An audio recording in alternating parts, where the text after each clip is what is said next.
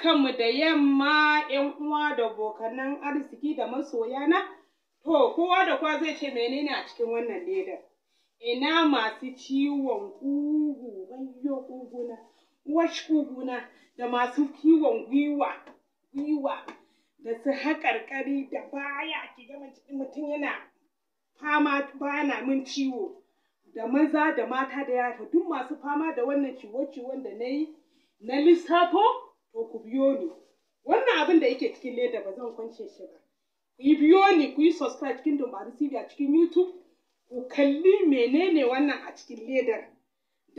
Menene a cikin wannan ledar? Wannan shine maganin ciwon ƙugu, haƙarƙari, gwiwa, baya, maganin ciwon wa'innan ciwukan da na faɗa ne, kuma abu ne mai sauƙi mai arha, ko ina akwai shi, a cikin unguwanni akwai shi, a kasuwannin ƙauyuka, a kasuwannin cikin birni da ƙauye, ko ina ana sayar da wannan abun, kuma arha ne ba shi da tsada. Ku biyo ni, ku yi subscribe cikin Dumbaru TV a cikin YouTube, ku kalli wannan maganin ciwon ƙugu da haƙarƙari da gwiwa da baya, ku biyo ni don magani.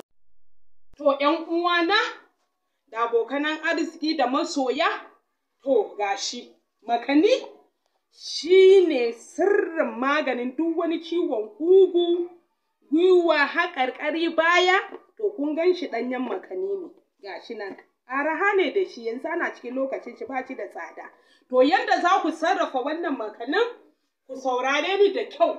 Makanin nan za ku wanke shi sosai tas da ruwa, a wanke shi tas, sai a zuba cikin tukunya, a zuba mishi ruwa, sai a ɗora dafa. Idan aka dafa, to sai ku ci da manja. Shi kanshi manja magani ne, za ku ga duk wani girke-girke da nake yi, da manja nake amfani.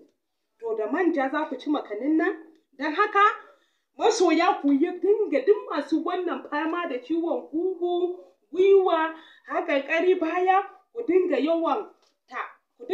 yawanta cin makani.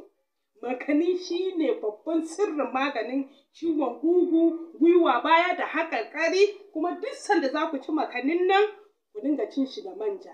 Sai an dafa, ba wai ɗanyen za a ci haka ba, a za a wanke shi kamar yadda na yi bayani a dafa, sai ku ɗan sa ɗan gishiri, ku dinga cin shi da manja. Shi ne idan mutum yana yawanta cin makanin nan, to idan mutum yana fama da irin wannan ciwo-ciwon da na lissafi, mutum sha Allahu za ku samu sauƙi, za ku samu sauƙi, zan samu sauƙi, don saboda gaskiya ni ma ina jin daɗi wannan makanin da nake amfani da shi, da nake yawan amfani da shi, ina jin sauƙin ciwon gwiwan nan da nake fama da shi da ƙugu. Assalamu alaikum.